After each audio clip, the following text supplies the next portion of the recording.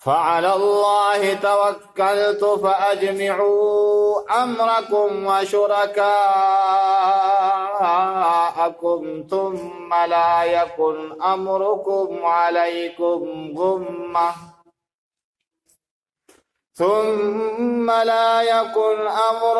عليكم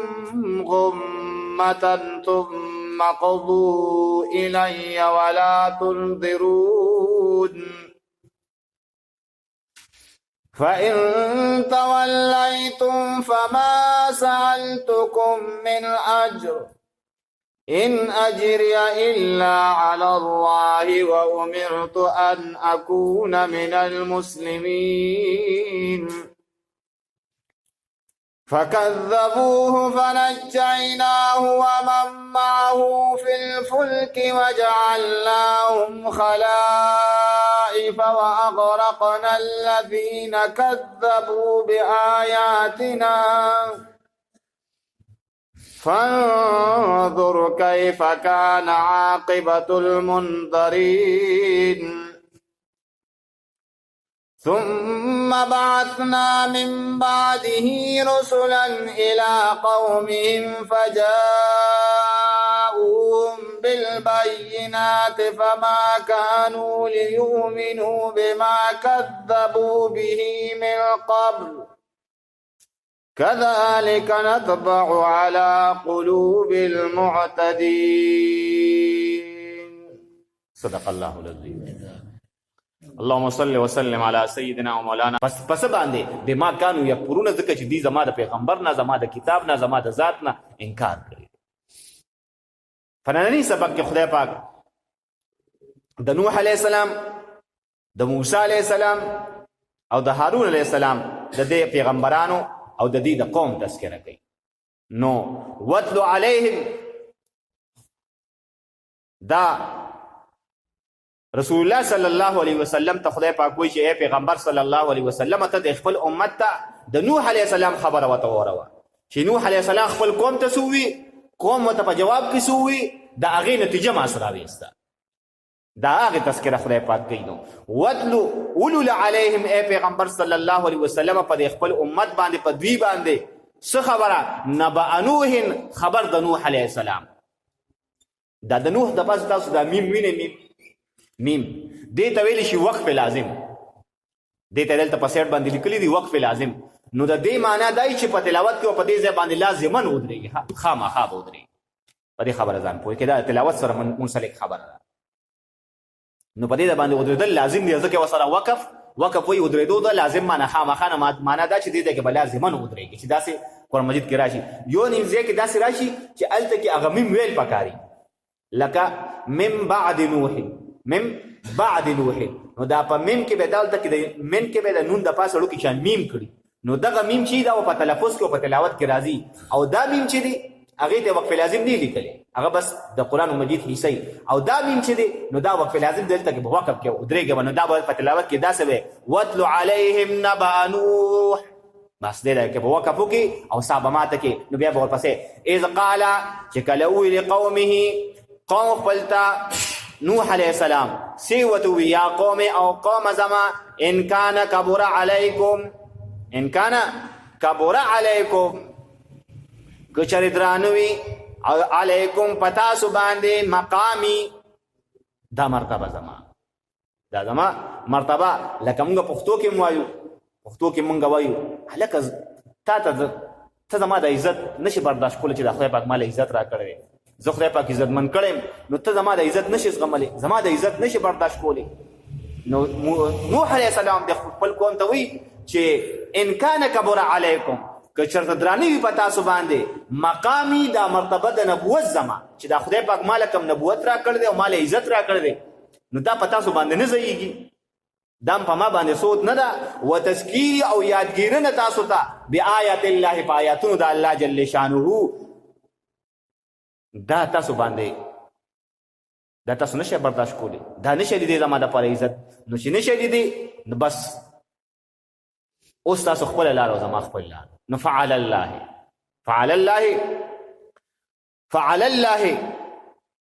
خاص په الله جل شانه باندې توکلت ما اعتماد کړی نو بس زما په الله جل شانه باندې اعتماد دی تاسو ما پورې ملنډې کوي او مسخرې را پورې کوي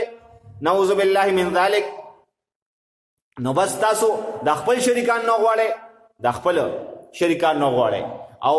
د خپل شورا راغونډه کې او چې بیا زما متعلق زما په باب کې څه فیصله کولی شي هغه وکړئ ولا تنظرون نوح علیه السلام ورته ماله مهلت هم راکوئ ستاسو من پښتو کې وایي چې لا سزا چې څه کولی شئ وکړه نو نوح علیه السلام خپل قوم ته دغه جواب ورکړو چې ستاسو لا سزا ده چې څه کولی شئ وکړئ زما اعتماد په یو خدای پاک باندې نو ځکه وایي چې فعلى الله خاص په الله جل شانه باندې توکلت ما اعتماد کړی نو فاجمعوا تاسو راجمع کړئ تاسو راجمع کې امرکم شورا خپل هغه مجلس خپل و شرکاءکم خپل معبودان ناولې تاسو چې د خدای پاک نه ما سوا د کومو سيزونه عبادت کوي کوم شریکان هم خدای پاک له جوړ کړی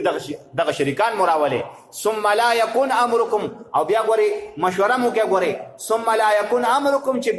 بیا د نوی امرکم معامله د تاسو علیکم پتاسو باندې غمه مبهمه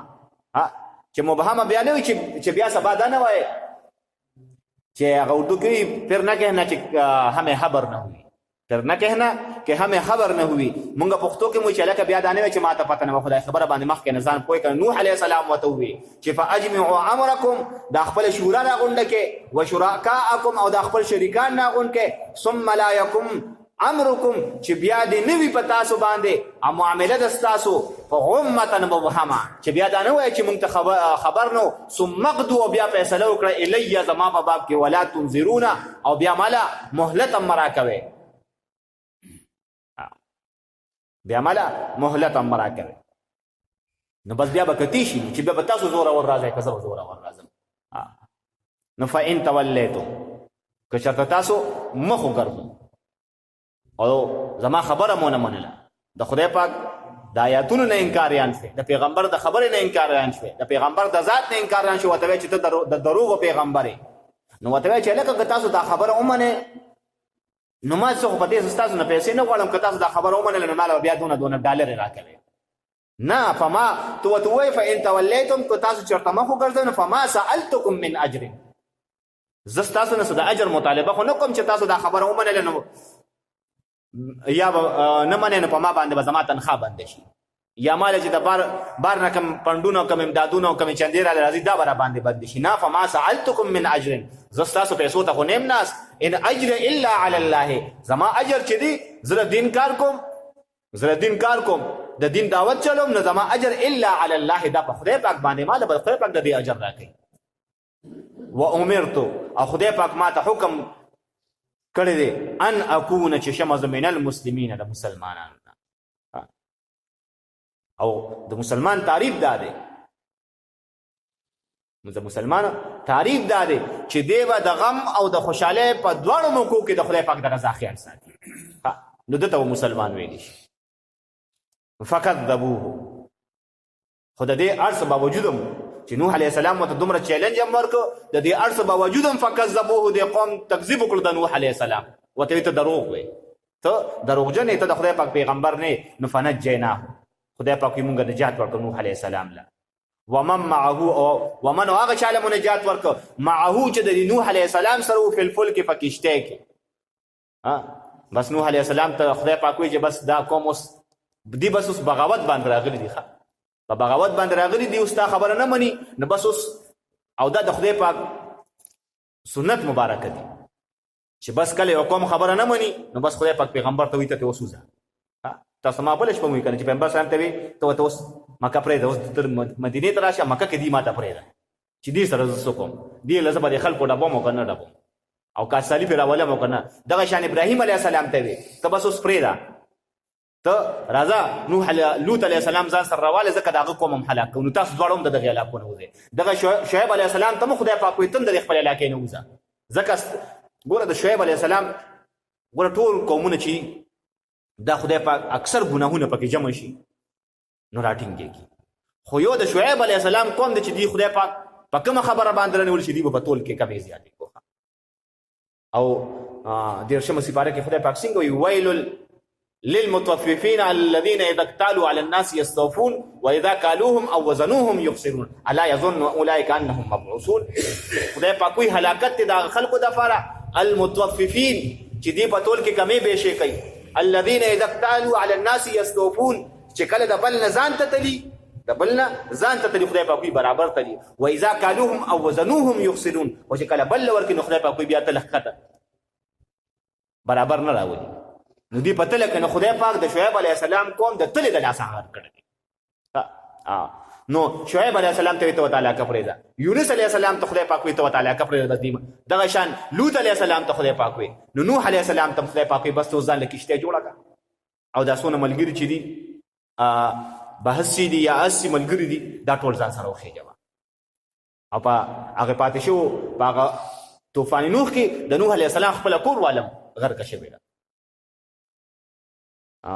مخکې سپارو کې براشي خدای پاک فکانت من الغابرین دا د رستو پاتې کېدونکو نه وه دیاسې په شا شا کته. نوح علیه السلام د ټول روانو کشتو روانو دی خوا باران روانو او دی خوا ځمکې خپلې اوبه راویشتې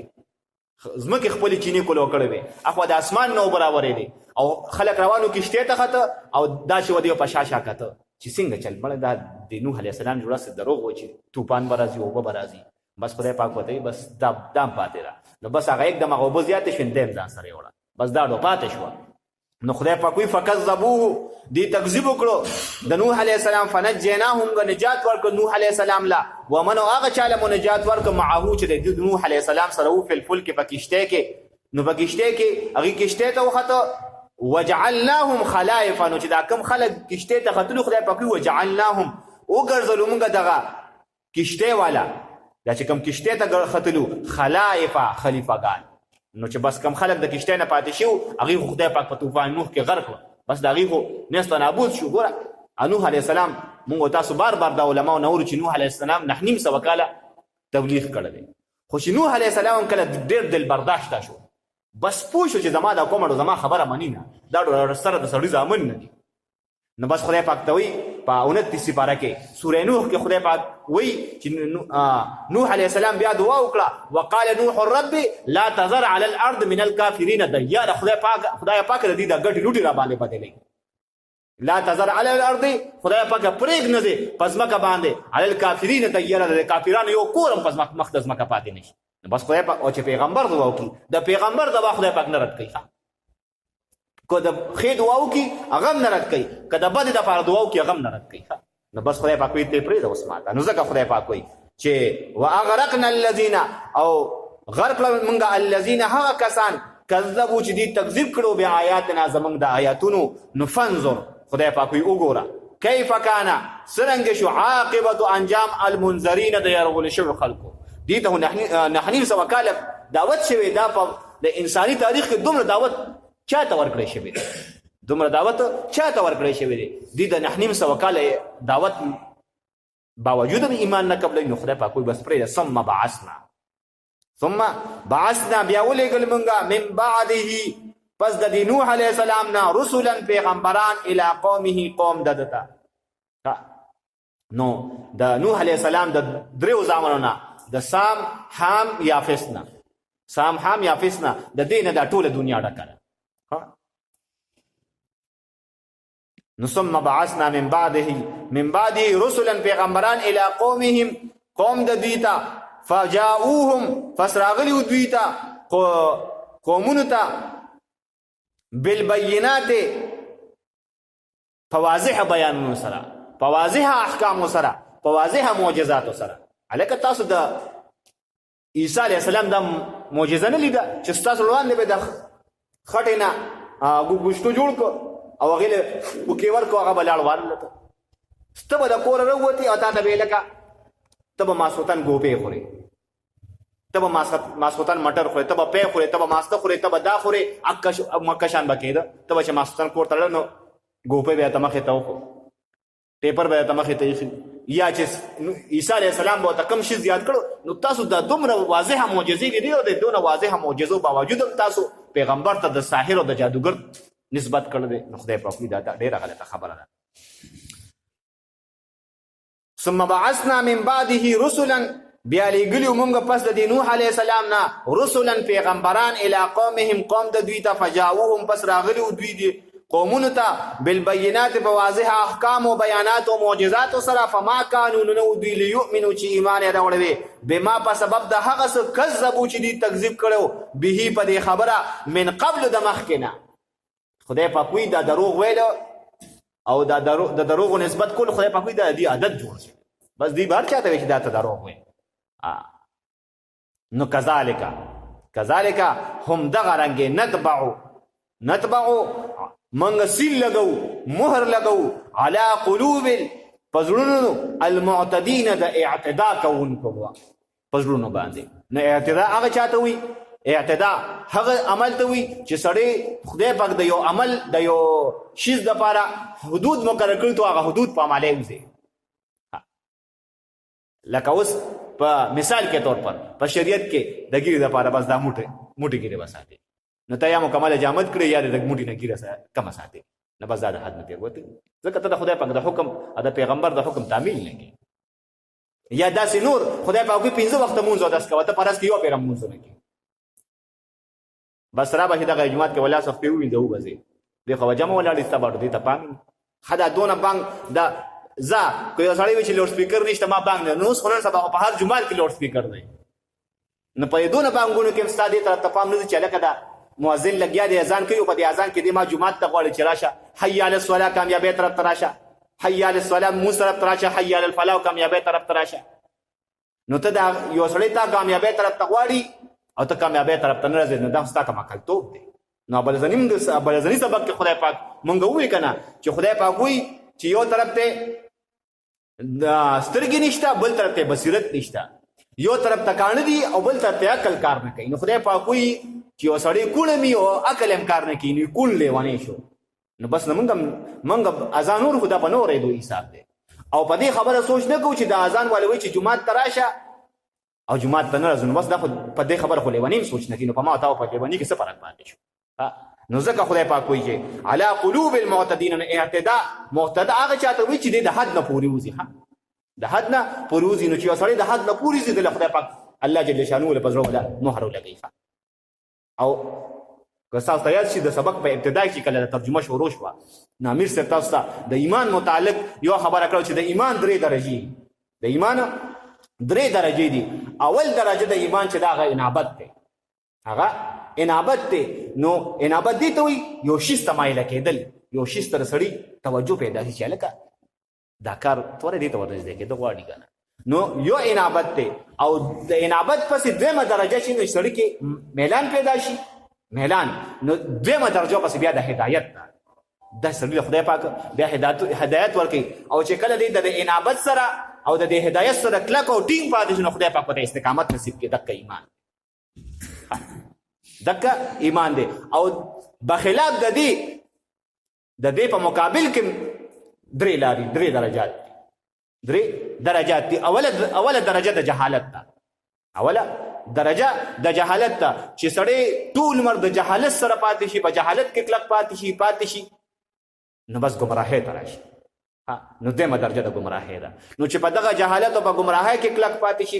پاتې شي نه مولا خبرې ته وخت دی نه امیر صاحب خبرې ته وخت دی نه بل یو دیندار خبره سړی ته خبرې ته وخت دی کو کورم ته ایمان زره راشه جمعه ته لړشه سي روزه راشه د اجتماع لړشه په د باندې دا خبرې نه لګي نو خدای پاک وایي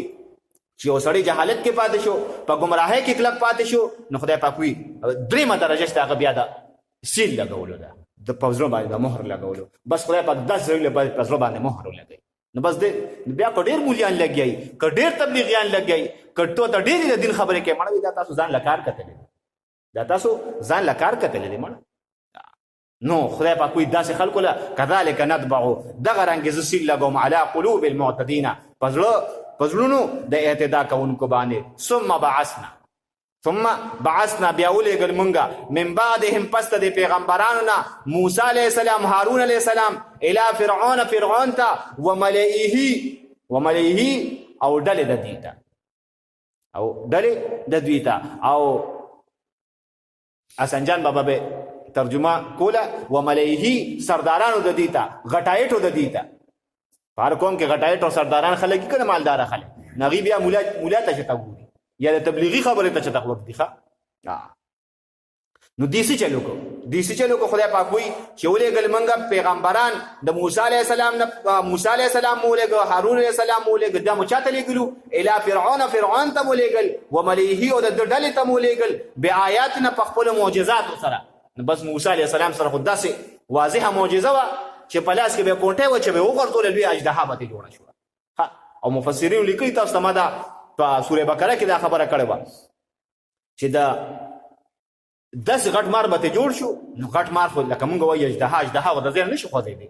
بس چې د یو لیش نه سیوا شي هغه مار بیا ډېر په ګرانه باندې خوځي ډېر په مزه خوځي خو د موسی علیه السلام نه خو به د کونټۍ نه خو یو به مار هم ډېر غټ جوړ شو او بل د هغې غټ کېدو سره به هغه چمچمار به جوړ شو بس لکه د سترګو رب کې به هغه ځای او د سترګو رب کې به داسې دومره غټ او داسې روایت تو دام لیکلي دي علما فرمایي چې د موسی علیه السلام د هغې کونټۍ نه به چې کومه اژدها جوړه شوه نو چې کله موسی علیه السلام به روان شو فرعون له به راته ځکه دعوت پې ورکړو که نه نو په دعوت کې خو دا ده چې دعوت کې به ځې چا پسې اوس یو سړي ته دین ښه نو مونږ پرون وي چې د دین زده کوي نو راځي مولا ته به کښېني مدرسې ته به راځي جومات ته به راځي دا به نه مولا ته به نه وایي چې ماله راشه که مولا ته وایي ماله راشه دا دین توهین کوي دا د دین توهین کوي نو او چې دعوت ورکړې نو بیا به هر چا له ځي بیا به حجرې ته هم ځي بیا به ټک ته هم ځي بیا به دوکان ته هم ځي بیا به لاره کې مودرېږي بیا سړي سره پټي کې په پوله باندې هم کښېني ځکه ته دعوت ورکړې ته خپله غاړه خلاصې تا چې خدای پاک کومه ډیوټي والا کړې ده نو موسی علیه السلام د فرعون دربار ته روان نو چې په لاره به روان نو اوس دربار کې خو خامخا په ګیټ باندې سیکورټي ولاړه یي که نه نو هغوی به ورته وایي ته دننه نشې تللی ده به زه دننه نشم تللی بس ډز داړې کونټۍ به ورته وغورځوله نو بس هغوی به ورته مړه ته راځه که نه خو تاکشي اوچت کړه دا کونټۍ اوچته که خو ته راځه نو هغې نه به چې خدای پاک کومه اژدها جوړه کړه نو یوه جامه به یې دلته کې پرته وه په ځمکه باندې او دویمه جامه چې به یې اوچتوله داسې ده فرعون په محل به پاسنی چت پې کېښوده نو دوی به ورته ته دې ته لاس که بس زه دننه که نه ته هم د طرفه ته اجازت دی نو چې دننه به لړ نو دننه به نوره سیکورټي وه نو هغوی به هم ورته وي بس ویسی بوزګار نه دی مه راځه پوه شوې او فرعون به هم ورته وي ته بیا سله راغلې ته به ډز نه وي راغلې به ډز ته به ورته کونټۍ غوي ته دا اوچت که چې سړی ووایه که نو موسی علیه السلام به لګیا شو یو ګنټه تقریر به ورته وکړو د خدای پاک بړایي د خدای پاک وحدانیت به ورته بیان کړ نو ثم بعثنا من بعدهم موسى وهارون الى فرعون وملئه بآياتنا خدای پاک وي موږ له داسې معجزې ورکړو چې دیو په سترګو لیدو داسې موسی علیه السلام به ترخ ته لاس دننه که او چې داسې به یې راویستې لکه د نور او د سپوږمۍ په شان به پړه کېده او چې بیا به یې ترخ ته دننه که بس بیا بس هم دم داسې د خدای پاک وي دي دا دومره معجزې هم دي دې ته د سحر او د جادو نسبت کو نو فاستکبروا خدای پاک وي هغوی ځان لوی وګڼه او چې کله هم د ځان لوی وګڼه نو بس بیا خو کیسه ختمه نو اوس مونږ ټول امیر صاحب تر دې وجې ناستو زموږ ذهن کې دا چې امیر صاحب زموږ نه ډېر پوهېږي دا حقیقت هم داسې دی چې امیر صاحب زموږ نه ډېر پوهېږي خو که چېرته مونږ ووایو چې نه مړه امیر صاحب پسې پوهېږي زه پوهېږم نه بس بیا لړ ترې شي بس غرب شي بس بیا په هېڅ هم پوه نه شي او د امیر صاحب تاسو ته کله کله وي لکه زما نه قرآن ووایه کنې بیا به نه پوهېږي دا یو حقیقت دی ګورې دا یو حقیقت دی چې قرآن ووایه د امیر صاحب نه ووایه کنې بیا به نه پوهېږي نو ځکه خدای پاک وایي فاستکبروا دی ځان لوی وګڼه موږ اوس د خوار مولا ته کینو او دا تصور د اوس نه دی چې دا د فرعون د وختونو دا تصور روان دی موږ اوس موسی علیه السلام ته کینو موږ اوس د خوار مولا ته کینو او دغه شان چې کومو خلکو دا ویلې دغه ځان لوی ګڼل دی موږ اوس ده ته کینو نو بس چې ځان د ووایي ځان ته ځان ووایي چې زیم بس داسې مه وایه چې زیم هغه یو شعر هم داسې دی که نه به ته شي نه به زه شم هسې دغه شان څه خبره ده نو خدای پاک هم وایي فاستکبروا دي ځان لوی وګڼه وکانو ودوی قوما یو داسې قوم مجرمین چې دا مجرمان نو فلما جاءهم کله چې راغی دوی ته الحق حق من عندنا زمونږ د جانب نه نو قالو دوی سووې او حق سو چې هغه تورات حق سو چې هغه د موسی علیه السلام معجزه وه حق سو چې هغه موسی علیه السلام په خپله چې د خدای پاک د طرفه یو پیغمبر و نو دوی سووې قالو دوی ووې ان هذا تحقیق سره هذا دا چې دی لسحر جادو دی مبین ښکاره دا خو دې ښکاره جادو کوي ښکاره جادو کوي نو قال موسی وی موسی علیه السلام اتقولون آیا تاسو وایي للحق د حق په باب کې لما جاءکم چې کله تاسو د حق راغی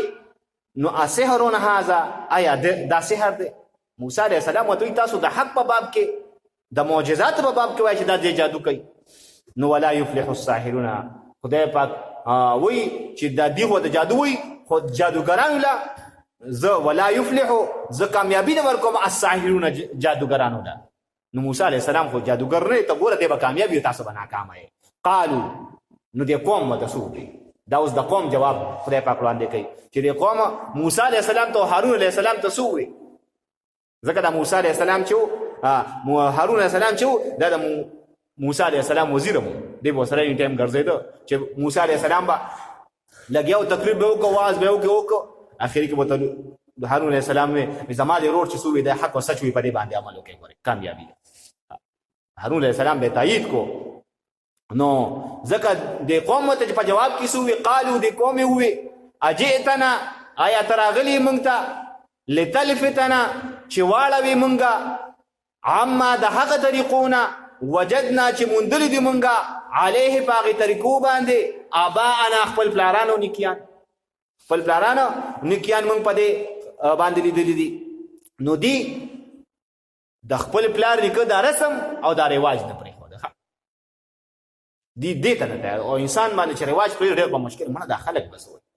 موږ له دې خبرې علاج نه راځي او له دې خبرې علاج راځي چې د خدای پاک سره بس کوو او د پیغمبر سره دې ته لوی سینه لوی کړی ده خو د دې چل نه راځي چې دا خلک بس وایي منه دا ګاونډیان بس وایي چې دا کار مو نه او دا رسم او رواج مو نه کوه. نو رسم او رواج ته سړی دا ډېر په مشکله پرېږدي. او ګوره تاسو ما مخکې ویلو کله چې د علم درې وسایل دي او په هغې کې دویم یو وسیله خو خواص خمسه ده دویم وسیله عقل دی او د عقل چې دی دې د رواج نه ډېر زر متاثره کېږي. نو د دې وجې مونږ وایو چې دا عقل چې دی دا د علم لپاره کافي نه دی بلکې د علم لپاره درېیمه وسیله چې دا هغه وحي ده د وحي علم به حاصلوي چې دا قرآن مجید دی نو هله په خبره پوهېږي هله به دماغ کولاوېږي. نو ځکه خدای په د قوم ته وی چې قالو اجئتنا آیا ته راغلي موږ ته لتلفتنا چې واړوي موږ عما د هغه طریقونه وجدنا چې موندلي دي موږ علیه په هغې طریقو باندې آباءنا خپل پلارانو نیکیانو ته موږ هغې طریقونه اړې وتکونه او ویدي لکم ستاسو دواړو دپاره د موسی علیه السلام او د هارون علیه السلام دپاره الکبریاو لویوالی یعنی بادشاهي یعنی تاسو دواړه دا غواړئ چې زموږ دا نظام ختم کې خپل یو نظام قایم کې او په هغې کې تاسو دواړه رونه بادشاهیان یې تاسو دا اراده جوړه کړې ده وتکونه او ویدي تاسو دواړه لکم ستاسو دواړو دپاره الکبریاو لویوالی بادشاهي او دویمه معنی الکبریاو کنټرول چې تا ټول هر څه ستاسو کنټرول کې شي فی الارض په ځمکه کې نو وما نحن لکما نو بس چې تاسو داسې کوئ تاسو زموږ رسم و رواج زموږ د پلار نیکه طریقه ختموي وما نحن لکما موږ نه یو ستاسو دواړو دپاره بمؤمنین ایمان راوړونکي موږ په تاسو ایمان راوړو نه سره ځکه تاسو زموږ د پلار نیکه طریقه ختموي لکه موږ پښتو کې مو لکه دا د ما د پلار ریکارډو کې دي وګوره دې له به ګوتې نه وړئ نو دې مو ورته ویل لکه دا زموږ د پلار نیکه طریقې دي او دې سره به چېړ نه کوې نو هلکه ستا پلار نیکه چې په غلطه و نو اوس به تم په غلطه روانې دونه خو خدای پاک وایي افلا یعقلون دا خلک ولې عقل نه کېږي خپل عقل نه استعمالوي. وقال فرعون نو چې کله دا خبره وشوه نو فرعون وویل لکه بس تا خو دا موسی علیه السلام راځي او هر وخت مونږ ته دا کوټې وغورځوي دا داسې ډېر ظالم جادو دی دله زه اوس داسې طریقه کار کوم چې په دې خپل مملکت کې او په دې خپل ریاست کې چې تر کومه پورې زما حدود دي په دې کې وګرځئ او ټول ماهران جادوګران ناغون کړه د موسی علیه السلام سره مقابله کوو. دا تفصیلي واقعه تاسو ته امیر صاحب ذکر کړی ده. نو وقال وویلې فرعون ائتوني راولې ماته بكل ساحر علیم هر ماهر جادوګر چې کوم سړی ښه ماهر دی په جادو کې اخوا دېخوا جادوګر به هم نه راولې ښه چې سره بس په ګوتو کې نشیز به سره ګوتو کې موجود وي نه چې بس باقاعده پړې به غورځوي د هغې نه مار جوړوي کونټې به غورځوي د هغې نه داسې جادوګران نه ولې ماهر جادوګران نه ولې. نو فلما هر کله جاء چې راغلل السحرة دا جادوګران قال وی لهم دیت موسی علیه السلام القوا وغورځوئ ما هغه څیز انتم چې تاسو ملقون غورځون کې هغې لره تاسو غورځون کې. نو معنا دا چې موسی علیه السلام ورته وی چې څنګه جادو تاسو کولی شئ نو تاسو وکړئ. او مفسرین دا هم وایي چې دی راغلل اول موسی علیه السلام ته درخواست وکړي چې جی تاسو خپل جادو باندې کړئ نو هغه ته وګول چې دا خبر رسول چې ګور دا سړی د پیغمبري دعوه کوي او د دې چې سوي ګور دا جادو نه کوم دا ګور معجزات دي نو هغه مولا د پیغمبري د خاطر عزت ورکو چې جی تاسو لمبنه شروع تاسو کې لکه موږ مشر ته وجی لمبنه تاسو د مخ کې شي کنه نو دی وته د ادب په وجه ویجی لمبنه د هغه ولا د هغه د وجه غیله خدای پاک زړه کې د ایمان نه واچو راخه او غي پوه شو چې د موسی عليه السلام کما همسا وغورځول نه دا جادو نه دا حقیقت دی نو فلما القوا کله چې وغورځول دوی هغه لخت خپلې هغه رسې خپلې نو قال وی موسی علیہ السلام قال موسی وی موسی علیہ السلام ما هغه چې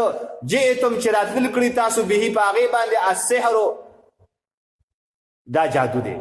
ان الله بشک الله جل شانه چې دی سيبتلوه زرد چې باطل بکړي دی جادو لرا و ان الله بشک الله جل شانه لا يصلح کامیابی ور کوي عمل المفسدين عمل د فساد کوونکو لرا او د دې آیت متعلق مونږ ته حضرت شیخ صاحب فرمایل یو استاد هم فرمایل علماء لیکلي دي چې په کم سړي باندې د جادو اثر د جادو اثر وي په کم سړي باندې هر قسمه کا کالا جادو یې کو زیړ جادو یې کو سپین جادو یې چې څه قسمه جادو سو کوي نو یو هله منزل دا لوکي وانت کتابچه تاسو اکثر امیر صاحب هم وي بس دا درځ یو په روایا او کور په یو کو دموا او بس ټول ته یو ګلاس کې پتا په ټول کور د جادو اثر وشي یا چې په کم سړي باندې د جادو اثر وي دا آیات خدا فلما القوا اثر نه وي د قال موسی نه تر آیات اخره په لا یصلح عمل المفسدين دا آیات په یو لس پیری وي مخکې به درې پیر درود شریف وي اخر کې به درې پیر درود شریف وي په وبو ودم کې چې په کم سړي باندې جادو اثر دی هغه باندې به اوس کې خدای پاک به جادو اثر ختم کړي دا نزکا ويحق الله الحق ويحق الله ثابتي با الله جل شانه الحق حق لرا بكلماته فخبل كلمات سرا کله خلکو یو خان دی او قبل جاری خدای پاک وی حق بز ثابتوم حق بز بلندوم حق بز خکارا کوم خا نو کوم د موسی علی السلام فرعون د موسی علی السلام خلاف فرعون ډیر حل زله وکړي ډیر پوجي اور پس راوسته خو موسی علیہ السلام له شکست ورنک اک موسی علیہ السلام ته خدای پاک په بهیر خپل زم باندې پورې باسه ولو کرے هل مجرمون او خدای پاک وی اگر که بد منی دا مجرمان دا خبره چې دی موسی علیہ السلام له خدای پاک نجات ورکړ یا د خدای پاک ولې دومره عزت ورکړ واپس پر سبق واتلو لولا علیهم پدی باندې نبا نوح قصه نوح علیہ السلام اذ قال چې کله ویل قومه دی نوح علیہ السلام قوم خپلتا یا قومي او قوم زما ان کان کبر علیکم کچری درون وی پتا سو باندې مقامی مرتبه نبوت زما و تذکیری او یادګیرنه تاسو ته بیا آیات الله پایاتو د الله جل شانه فعل الله پس بخاص الله جل شانه باندې توکلتم اعتماد کړل فاجمعوا تاسو راجمع کړل امرکم شورا خپلا مشوره خپلا مجلس خپل و شرکاءکم خپل معبودان نه جمع کې ثم لا نو مشوره وکې ټول مشوره وکې ثم لا یکن امرکم ثم لا یکن بیا د نوی امرکم ما مل دستاسو علیکم پتا سو باندې غمتن مبهما غمتن پوشیدا غمتن پټا ثم قدو او بیا فیصله وکړه الیا زما په باب کې چې زما باب کې څه فیصله کولی شي ولا تنذرون مال بمهلت من راکوي ها چې ما ته چې ستا باب کې دا فیصله کړی دا تا به موږ مړ کوو بس تاسو زما باب کې څه فیصله کوي که زما د قتل منصوبه جوړوي اون جوړوي او مال به مهلت هم نه راکوي چې ساره په دوه مهلت ته کزان ساتل شي وساته نه بس ما خلاف فیصله وکړي او راشه مې سره په ما حمله وکړي نو زه ګورم چې تاسو زما څه کوي ځکه ولي فعل الله توکلت زما په خدای پاک باندې اعتماد زما تاسو نه یریږم نه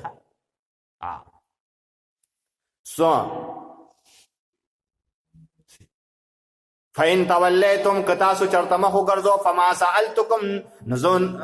پس ماند غخت دستاسونا من عجر سبدلا ستنخا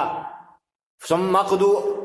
ان اجریا ند بدل زما الا کدا علی الله فالله جل شانه باندې دا و امرتو اما ته حکم شوی دی اند دې خبره اكونا چشمز من المسلمین د اسلام قبل ان کو او د مسلمانانو نه فقدبو د کوم تکذیب کړ د نوح علی السلام فنجیناه موږ نجات ورکړو نوح علیه السلام لا ومن هغه چاله مو نجات ورکړو معه چې د نوح علیه السلام سره و فی الفلک په کشته کې وجعلناهم او موږ وګرځول دغه په کشته کې ناس خلق د نوح علیه السلام سره خلائف خلیفګان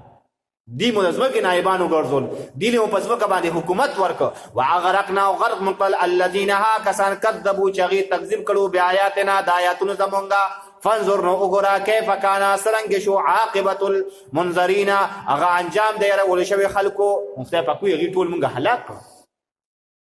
ثم بعثنا بیا اولګل مونږه من بعده پس د نوح علیہ السلام نا رسلا پیغمبران الى قومه قوم د دویتا فجاؤهم پس راغلو دویتا دی قومونو ته بالبینات فواضح بیانات سرا فما كانوا نو دا قومونه لیؤمنو چې ایمان وروړي وي دا ولی ایمان نه وروړو بما کذبوا په سبب د تکذیب د دوی چې دی به همیشه تکذیب کو به په دې خبره من قبل دماغ کنا بس د دې دروغ د دې عادت جوړ شو کذالک هم د غرانګه نتبعو سل لګو مونږه علی قلوب المعتدین فضلونو د هغه چا باندې المعتدین چې غي د حد نه تجاوز کوي ثم بعثنا بیا ولېګل مونږه من بعد پس د پیغمبرانو موسی علیہ السلام و هارون علیہ السلام الى فرعون تا وملئه او ډلې ددتا بیااتنا په معجزات خپل سره فاستكبرون نو هغوی ځان لوی وګڼه د پیغمبر نو د پیغمبر د تعلیماتونه نو وکانو دی قوما یوداس قوم مجرمین چې مجرمانو فلما جاءهم چې کله راغ دوی ته الحق حق خبره نو من عندنا زمون د جانبنا نو قالو دی وی ان هذا بتحقیق سرات لسحر مبین دا جادو ښکار دی قال موسی علیہ السلام اتقولون آیات سوای للحق د حق په باب کې لما جاءکم چې کله راغ دا تاسو ته سحر هذا آیات سحر دی تاسو حق خبرتا تاسو حق خبرتا د سحر ته نسبت کوي ولا يفلح الساحرون نو کامیابی بنمو میجادو کران وقالو نو دیوی اجئتنا را آیات اترات تل کړ دی مونږ ته لتل فتنا چې واړوي مونږه عما دغه خبرونه هم دغه طریقونه وجدنا چې مونږ دې مونږه علی باغ طریقو باندې آبا انا پلاران خپل وتكون او دي لكما تاسو دوړو د پاره چې موسی عليه السلام او هارون عليه السلام دي تاسو دوړو د پاره د سی الکبریا نو د کبریا خپل لفظي معنی چې د غلبي والدي نو معنی دا چې تاسو خپل بادشاہي غواړئ تاسو خپل کنټرول غواړئ په بني اسرائیل باندې نو فل ارض پزماګه کې وما نحن لكما نو چې تاسو کله خپل کنټرول خپل بادشاہي غواړئ نو موږ په تاسو باندې وما نحن لكما نو نورو موږ په تاسو لكما په تاسو دوړو باندې مؤمنین ایمان راوونکي موږ په تاسو ایمان نه راوونکي وقال فرعون نوی فرعون ایتونی راول ماتا بكل ساحر علیم هر ماهر جادوگر فلما جاء السحرة چې کله راغلل دیتا السحرة جادوگران نقال وی لهم دیتا دی جادوگرانو تا موسی علیہ السلام القوه غرزوی تاسو ما انتم هغسی چې تاسو ملقون غرزون کی ندی سره دغه پړی مړی و دغه لخت مخته و سره فلما القون چې کله غرزول دی دغه لخت رسې خپل نو قال وی موسی علیہ السلام ما جئتم به هجرات کړ دی هغه باندې تاسو السحر دا جادو دی ان الله بتحقیق سره الله جل شانه سيبطله زرد چې باطل بکری الله جل شانه دی جادو لرا او دی سحر لرا ان الله بشک الله جل شانه لا يصلح اصلاح نکوي على المعامل المفسدين دا عمل د فساد کوونکو خلقو ويحق الله الحق او ثابتوي به الله جل شانه الحق حق بکلماته بقول کلمات سرا ولو كره المجرمون اگر کبد منی دا مجرمان سبحانك اللهم وبحمدك اشهد ان لا اله الا انت استغفرك واتوب اليك اللهم انا نعوذ جهنم اللهم فتنة الدجال دعاء جهنم شهر بعض المسلمين نه دین کار واخلې دین بکار کې تخلص اللهم ربنا آتنا في الدنيا حسنة وفي الآخرة حسنة وقنا عذاب النار برحمتك يا أرحم الراحمين جزاك الله